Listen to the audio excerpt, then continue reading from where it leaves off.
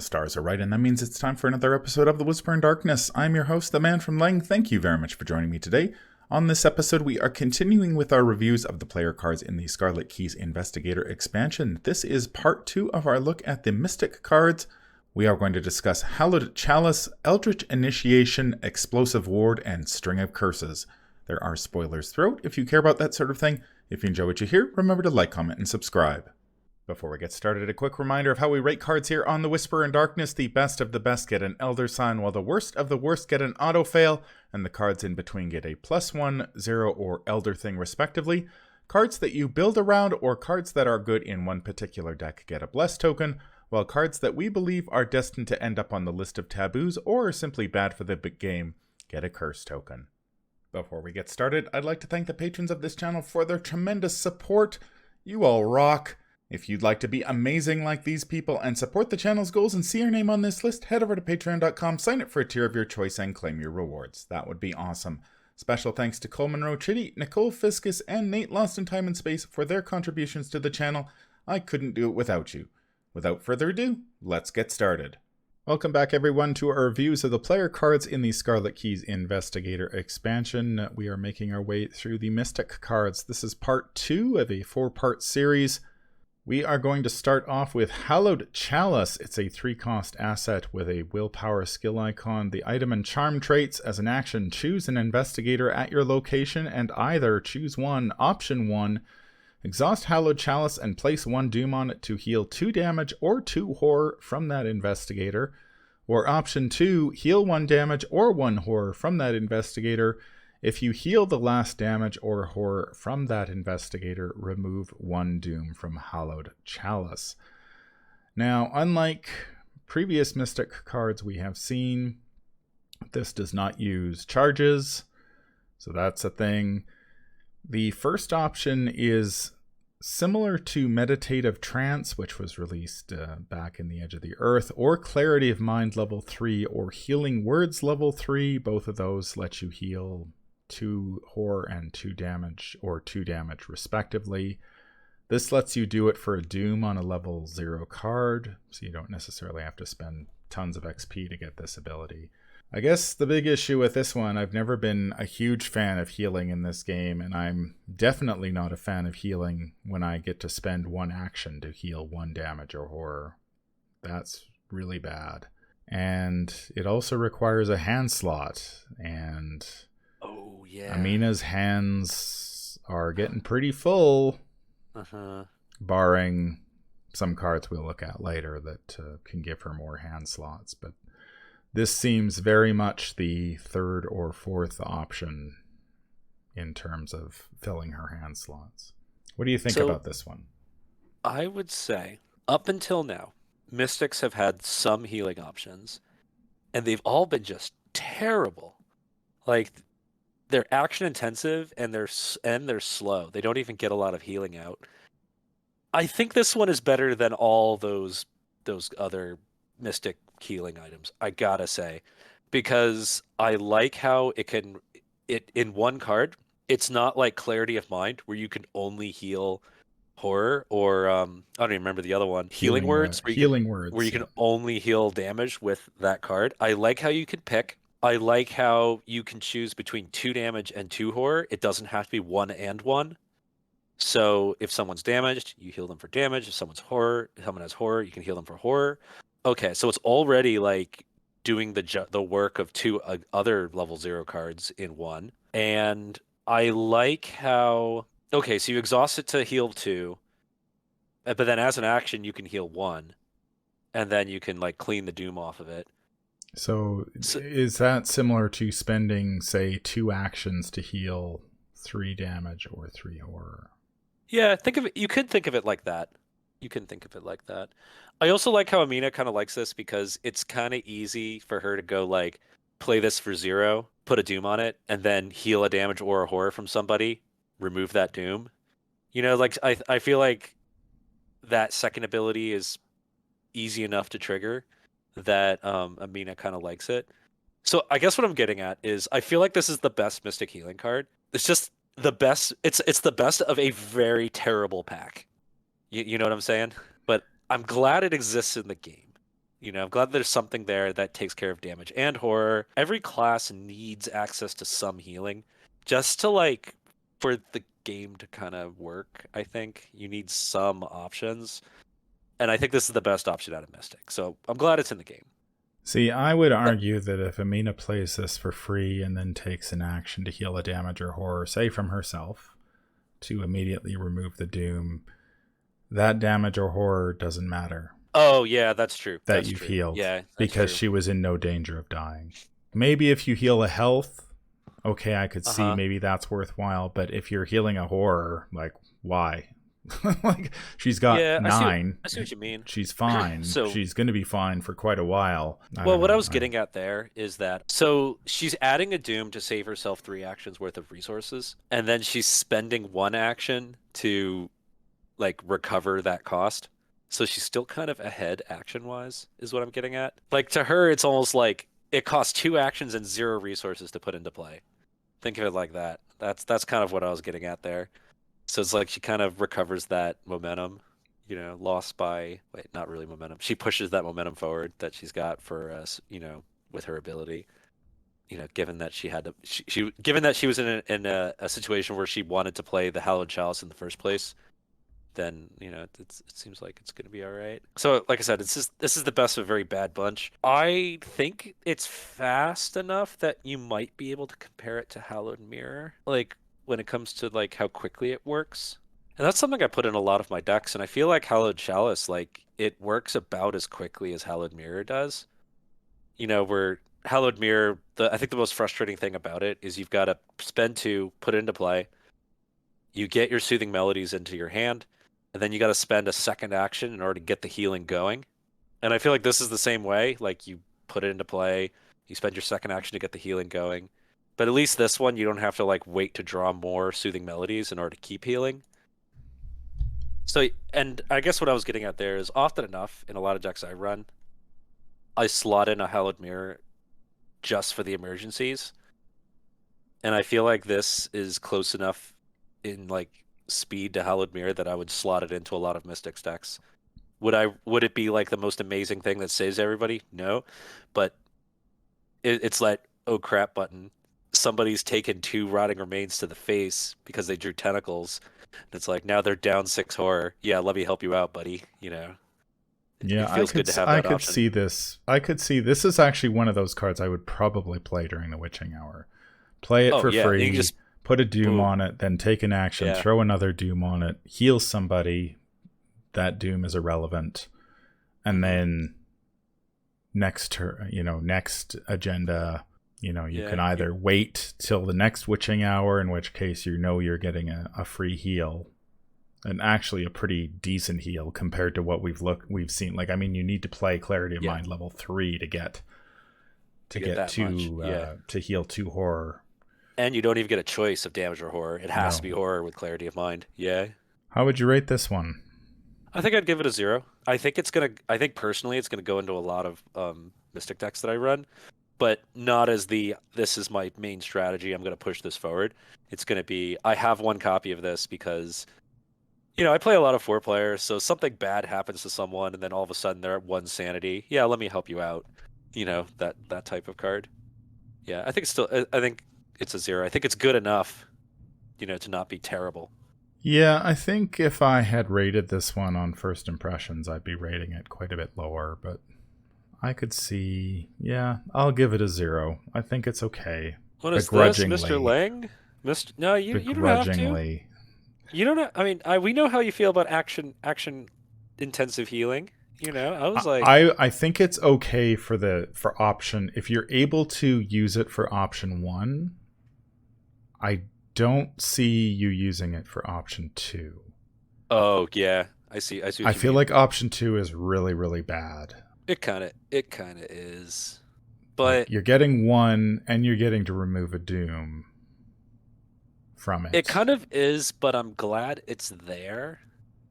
So because you know how, and this happens a lot in multiplayer, way less so in solo. You'll have a turn where it's like, okay, the enemies are all exhausted or they've all been defeated, and well, what am I left? I've got like a free action. I've got nothing really to do with it. Like, I've got a pretty decent hand, and I've got enough resources. I guess I'll, it's like, I guess I'll take a resource.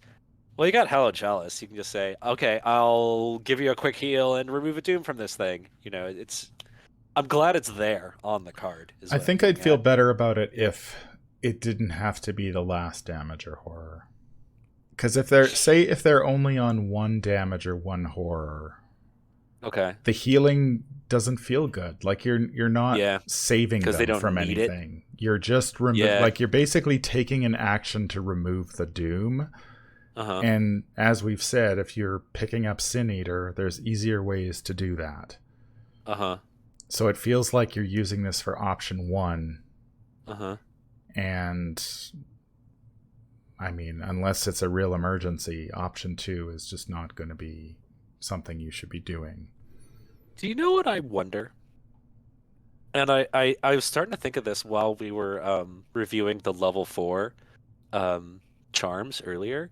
I wonder if they cut a card that had to do with moving Doom between your assets. Why do you say that? Because notice how the level 4 charms, they all said, and this was a benefit for paying 4 XP, remove all Doom from it. And I'm like, okay. I mean, I could see that if there was a way to like consolidate Doom onto a single asset. Well, Amina can do that with Yeah, her Elder Sign ability, but with her Elder Sign. that's But I the want, thing. Elder yeah, Signs that's not are who knows, like unreliable. I wonder if there was a card that let you move Doom around. Okay, so bear with me here. So I wonder if what happened is at one point there was a card that let you move a Doom off of your um, Arcane Initiate and stick it onto your Hallowed Chalice, and then you go, I spent an action, I removed that Doom, and then you're like, and then the designer's like, oh my god, it's like he got a free Moonlight Ritual, over and over and over. He gets to use Moonlight Ritual, and that's why they had to add like a condition for removing a Doom. I wonder. I wonder if it was abusable at some point in playtesting. moving on to Eldritch Initiation. It's a 1-cost event that has a willpower and intellect skill icon. The ritual trait: for each arcane slot you have, draw 1 card, maximum 5. For each filled arcane slot you have, choose and discard 1 card from your hand. Now, I am not going to discuss the option of drawing 5 cards because that Is it even requires a lot possible? of setup. I prefer to look at this card and say, okay, I'm going to spend a resource and draw 2 cards. Now, I believe Preposterous Sketches is spend 2, draw 3. This one is one of those cards I mentioned that works with Antiquary, so you can play this for free with that, or Uncage the Soul, although you're not getting the benefit from it. You do get to play this from your discard pile with Uncage the Soul 3, which might be nice Don't do if that. it's if you're desperate. Don't This do also synergizes with Astral Mirror and Binder's Jar, which we'll look at once we get to the XP cards. Both of those benefit from you having empty arcane slots. This encourages you to have empty arcane slots, so there is some synergy there. The problem is this is not great with what most mystics are doing, to be honest. It's like I'm playing Agnes, I'm filling my arcane slots, and I'm not going to be playing this to draw 2 cards and then discard 2 cards. I just don't see that happening all that often. That said, card draw in the Mystic card pool is rare and often somewhat awkward. Usually requires that you jump through a hoop or 2 in order to secure it. What do you think about this one? I would run a skill card over this. I'd run a guts over this, like every time. 2 cards is not enough to be worth paying a resource and an action. I would much rather play guts and just get a card. Yeah, for 0 and no actions. Yeah, it's pretty much all there is to it. I think we've often talked about during these reviews where you're sort of looking at the the ideal versus the what is realistic. And Yeah, this definitely suffers this from is one of those cards that immediately jumped out to me after hearing you hammer that home over all of the reviews we've done, where I think a lot of players will look at this and be like, hey, max 5 cards, that's amazing. What? Not realizing the amount of work that you have to do to get even remotely close to that. I mean, we have seen a whole bunch of cards of late that add arcane slots. There's Sign Magic, there's the Hierophant from Circle Undone. There is, of course, Astral Mirror here, which I think turns your hand slots into arcane slots. So yeah, to have those arcane slots empty, if you got lucky and dropped a Hierophant down on when you drew it in your opening hand, you could pay 1 for 3 cards. So the problem with all these is that if you're setting up a combo like this, what do you want to be using card draw to get? Your Hierophant, your side magics, your things that boost this. So it's like this is the search. This should be the search card, not the card that improves your searches. Do you see there's like a backwards logic there. Yeah. Yeah. Plus Mystic has Arcane Initiate. What do you need this for? True. You got Arcane Initiate. You're fine. This one suffers from just being sort of at odds with, I think, what most Mystics in the game want to do. Maybe this is very targeted at Amina because, I mean, she's using charms with hand slots and not necessarily spells in arcane slots. But yeah, but then why would she take any effort to increase her arcane slots if she's not using her arcane slots for anything but this? Like this is not a much of a payoff for having arcane slots. True. Yeah. How would you rate this one? Tentacle. I would run Guts over this. Every time. Am I willing to be that hard on it? Yeah, I think so. Tentacle for me as well. It's card draw, but I mean, Arcane Initiate is way, way better. Yeah. Any of the neutral skills will get you a card without having to spend resources and a card to do so. So, yeah, not great. The next card is Explosive Ward. It is an event that costs X. It has 2 combat skill icons. The spell trait: before you play Explosive Ward, you may discard any number of cards from your arcane slots. So if you were looking for a way of firing off an Eldritch initiation, here's a way to help you out. Deal X damage to a non-elite enemy engaged with you. X cannot be greater than the number of empty arcane slots you have. This action does not provoke attacks of opportunity. So basically, I think if you're playing Amina, you are spending 2 resources to deal 2 testless damage. Most of the time, unless you're, again, increasing the number of arcane slots that you're not using for anything. Yeah. Once again, this synergizes with Astral Mirror and Binder's Jar.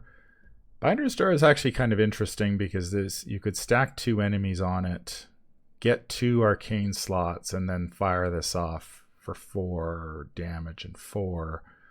Yeah, the problem I think with this one is that, again, it's not a great fit for what most Mystics are interested in doing.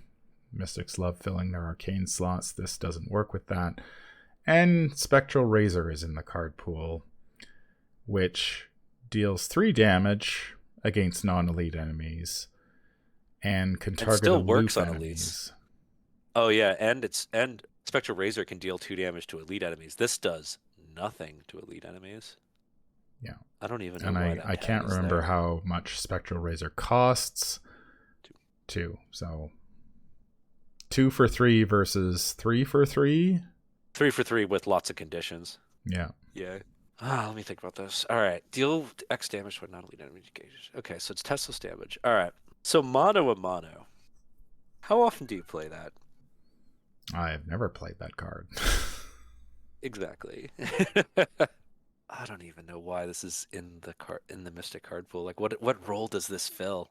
It's like I'd rather play Storm of Spirits, and I'd rather play. I feel like it's like a Storm of Spirits or a Spectral Razor with like more conditions attached. I think this might be one of those cards that was put in the box for players who don't have a complete card pool. I guess. So Yeah. you buy this box, you have Amina. Amina has basically nothing to put in her arcane slots. So here's a card that has Okay. has two combat skill icons, which That's true. That part's nice. work Yeah. with the ceremonial sickle, Yeah. and That then part's nice. deals 2 Teslas damage Yeah, for which those times when your ceremonial sickle is not going to exhausted. help you. It's already exhausted. You can't fight anymore, so you have this as a backup. Okay, so if you don't own Spectral Razor, this is not the worst. But I think Spectral Razor is a little overpowered anyway, so it's like Well, it is, yeah. it is. Yeah, so I like the icons on it. All right, this isn't too bad. Maybe if I just ignore the discarding arcane slots bit, and I'm like, okay, this is really about I have no arcane slots. I'm gonna spend 2 to deal 2 damage. I wish it just didn't reference empty arcane slots. I wish it was just deal X damage when non-elite enemy engage with you. X cannot be greater than the arcane slots you have. Yeah. Although for level 0, maybe that's a bit too much. Okay, I see it's like it kind of fits in this weird spot. All right. Where it's like can't step on the toes of other classes too much. And we're not a seeker.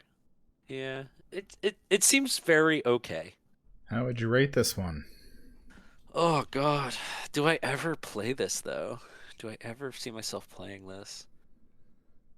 Probably not because it feels counter to what a typical mystic does. You want to fill your arcane slots and you want to use them. And like the best you're gonna get out of this is like the same as like a single shriveling charge.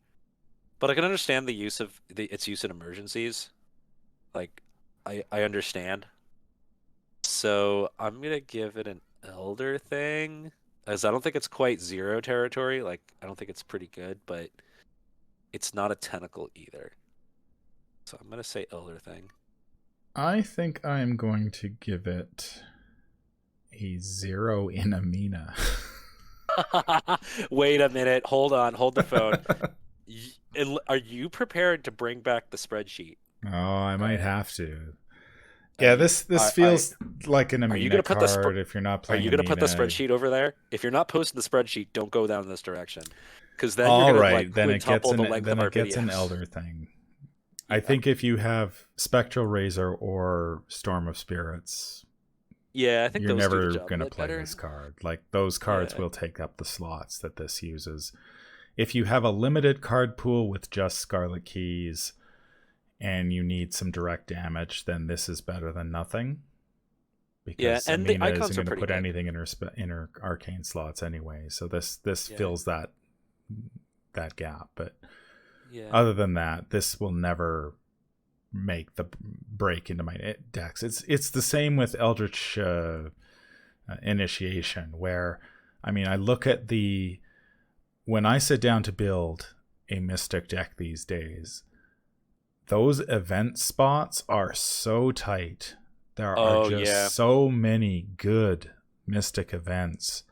I mean, you've got Drawn to the Flame, you've got what's the other Discover Clues? Read the Signs. Read the signs, yeah. You've got Ward of Protection. Like, it just, the list goes on and on. You've got Spectral Razor, you've got Storm of Spirits, and I'm right now having a really tough time fitting all of the events in the deck that I want, and this one does not make the cut.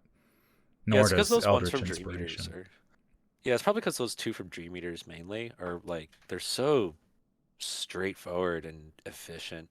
Read the signs and Spectral Razor. That's 4 slots in your deck just gone already because of how efficient they are. Yeah. You know? So like you don't have a lot of room to play around. So, yeah, I might even be willing to give this a tentacle, to be honest, because given the quality of the events that Mystics have access to, this just never makes the cut in any deck I'm playing. I will give it an elder thing simply because I think Amina might be the exception to the rule. Yeah. Now, there might be some other Mystics who are able to play the hand slot game, but I haven't built those decks yet, and I don't know how viable they are, so maybe this fits in there, but in typical Mystic decks, this never sees the light of day. The next card is String of Curses. It is a 1-cost event that has combat and agility skill icons, spell trait, so tons of synergies there. Parlay, choose a non-elite enemy at your location and either choose one. Option 1, automatically evade that enemy and place 1 doom on it. It cannot take damage for the remainder of the round. Discover 1 clue at your location. Option 2, if that enemy has 1 or more doom on it, defeat it. Gain 1 resource for each doom that was on it. So option 1 in this case, you automatically evade an enemy and discover a clue without making a skill test, which is very good. It's a parlay action, so doesn't provoke attacks of opportunity either. Option 2, if there's a doom on it, and the doom you place on the enemy, if somebody's around to kill that enemy later, you can deal with it that way. Option 2 kills annoying enemies, and I'm looking at you, Brotherhood Cultist. For those of you who have not played the Forgotten Age campaign, the Brotherhood Cultist is a pain in the ass, and this deals with it very efficiently. That's true. It's true. And it also deals with other, annoying cultists that you run into from campaign to campaign. I don't have a thorough list of all of them, but there are... Wizard of the Order. Wizard of the Order is from the core set and is common enough, but Brotherhood Cultist stands out to me as one of the particularly really annoying ones. But there are others who appear in various campaigns who get doom added on them and stuff like that. What do you think about this one?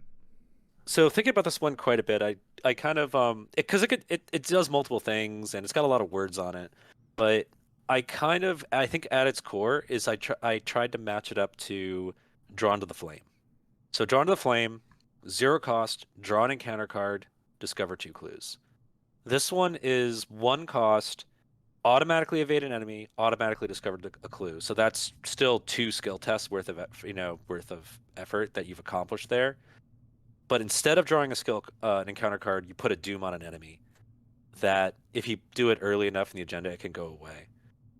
I think that's pretty good. You're getting 2, because we were willing to do a whole encounter card, which could be all sorts of crap, for 2 clues, so 2 successful skill tests. I think this is pretty good because you can heal the damage of the doom over time, if someone defeats the enemy. And that's just looking at the first bullet point. Like, I think this card's not bad. The second bullet point, I think, is just a bonus. It's like, if I run into a Wizard of the Order, I have a way to just defeat it. Or if he got Mysterious Chanting just put on him for another 2 doom, I could just defeat him. So I feel that one is like the bonus. Just the top card, I think, is pretty good. Because the free evade, I like that. Because if you don't have a way to evade enemies, you can you basically can lose your whole turn. So just having a way to get out of jail is pretty nice. So I kind of like this card. Yeah, I like it as well. I think the auto evade and a clue is nice. Yeah. I think it's very nice simply because if you end up in a situation where you have limited actions and you want to clear a location and get the hell out of dodge in the same turn, this enables that rather than you having to evade the enemy, then discover the clue, then move to get out. This takes care of most of that problem with 1 action, which is very nice. Again, event slots being what they are, this is fighting against a lot of really good stuff, but here's a I think thought. It's definitely worth a look.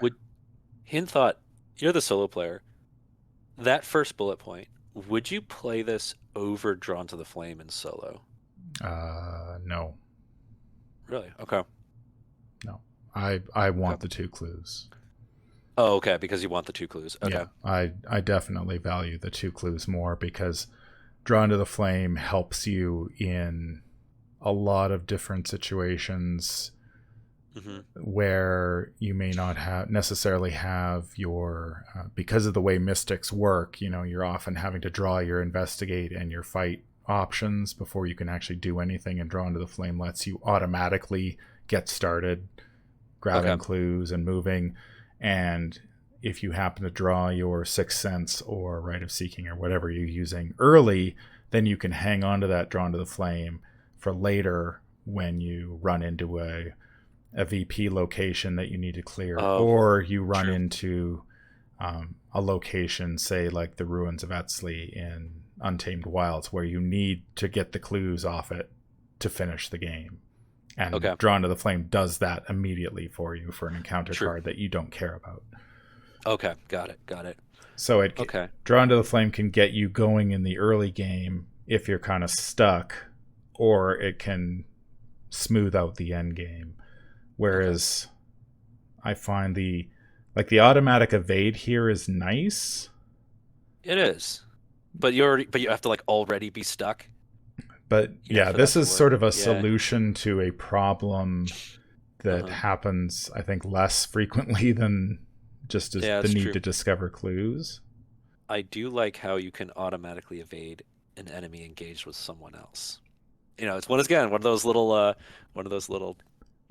shots to my heart that I like about that. For multiplayer, like I like that. It's like you can say, "I got you, bro." You can evade the enemy for somebody. So I like it. Nice touch. I like the touch. Yeah, I do like the card. It's but it seems a little narrower, I guess. Like it's for a specific situation where you want to get both things. You need the automatic evade and you need the clue. Yeah. The situation where that necessarily arises, I don't know how often that happens, but well, the way I look at it is like the clue you always want. Like you pretty much always want the clue, right? And then I was thinking, okay, well, this kind of says I progress the game by getting the automatic clue, and then I bail someone out, by automatically evading an enemy. Is the way I look at this. Now, perhaps this could be. I mean, you could also look at this as Drawn to the Flame 3 and 4. True. In which case, you are planning to race the scenario, and you don't care about the doom whatsoever. You're like, okay. I go to a location, I investigate, I clear it.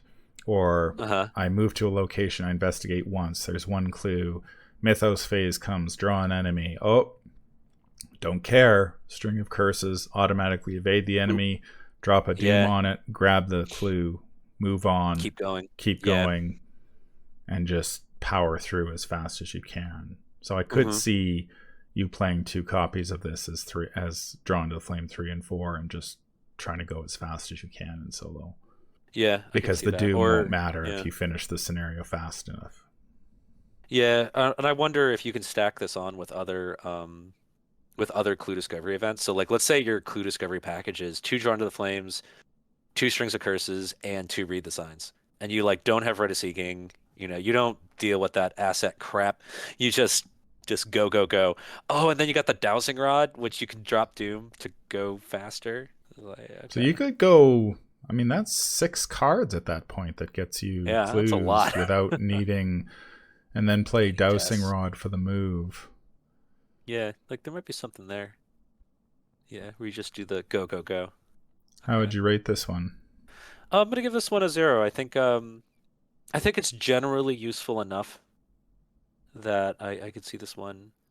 Yeah, I think it's definitely I feel like in my book it's above another thing, but I don't think it's like absolutely amazing. Like I'm gonna use this all the time. I think I'm gonna give this a 0. I think it's generally useful enough. I think I'm gonna go +1. Ooh. Well, what? Well, I like the auto evade enemy. Yeah, it's pretty nice. I like the clue. The doom may or may not matter, depending when you play this. I mean, if you play it during the witching hour, who cares? Doom's not going to matter. If you're playing in multiplayer, somebody can take care of the enemy and get rid of the doom. I like the fact that in multiplayer, this evades anything at your location. Yeah. Which Mystics don't. I mean, they do have Onyx Pentacle now, but that's going to cost you a Doom as well. Yeah, it's going to cost you a Doom anyway. Yeah. But I mean, if you have 2 of these in your hand, you can take out some very big non-elite enemies with this. Like, I think like the mindless dancers in Before the Black Throne. That's right. It's this is like perfect for that situation. It's just like, oh, here's the mindless dancer. Okay, I automatically evade it and place a Doom on it. I get a clue, and then I nuke it my next action with my second copy of String of Curses, and it's gone. Oh, that's true. If you dump, oh man, you got me thinking of the the tome. What's the tome that lets you pull a spell out of your discard? Mysteris. There you go. Yeah, you can play this again with Divermus as well. Oh, Divermus, it even plays it at a 1-cost discount, so it's like you go 2 actions, nuke an enemy, get a clue. But you put a Doom on the Divermus, but whatever. We're not thinking that far ahead. I mean, you could also do the same play with Uncage the Soul level 3. Mm-hmm. So you as long as you only have 1 enemy handy, because the Uncage the Soul will trigger an attack of opportunity if there's more than one. But you automatically evade the dancer or dancer stand-in Uncage to get the string back and take it out with... I mean, it's card intensive, but dancers have 6 health, so it's... If you absolutely positively have to remove that Doom this turn, then it'll work. Yeah. Yeah. So I'm going to go +1. I like it. Nice. I think there's some play there that you can do, some interesting combos. Yeah. And it's true. I mean, the fact that it can just defeat an enemy with a Doom on it, I mean, that's pretty strong. Yeah. It's got to be non-elite, but that's still pretty strong. So, yeah, I like it. I like it. That's going to do it for part 2 of our look at the Mystic cards in the Scarlet Keys Investigator expansion. Let us know down below in the comments what you think of these cards. Any final thoughts on this batch? So we finally got our first +1. That's kind of interesting. Is that our first +1 of like the whole series, the whole set so far? If not, it's close. Yeah, like this has been a rather mediocre set so far. Oh no, I think Baby Chuck got +1. There hasn't been a lot of +1s. Yeah, there haven't been. I think in the Mystics, I mean, there seem to be 2 sort of themes running through the cards. We've got the Doom manipulation being the most obvious one, but we also have the sub-theme of manipulating the arcane slots for benefit, which we are also seeing. And we saw the 2 Eldritch Inspiration and Explosive Ward in this. And while they tack on abilities that say, like, well, if you have a ton of empty arcane slots, which seems to be targeted at mystics other than Amina, because why would she add extra arcane slots if she's not going to use them? Yeah, exactly. You're sort of getting minor effects. Uh-huh. Yeah, it seems like one of those where they're like kind of they've split it. Yeah. So they're not good in traditional mystics, and the effects in Amina aren't super great either. So I wonder if there's a mystic coming in the future that we've gotten leftovers from.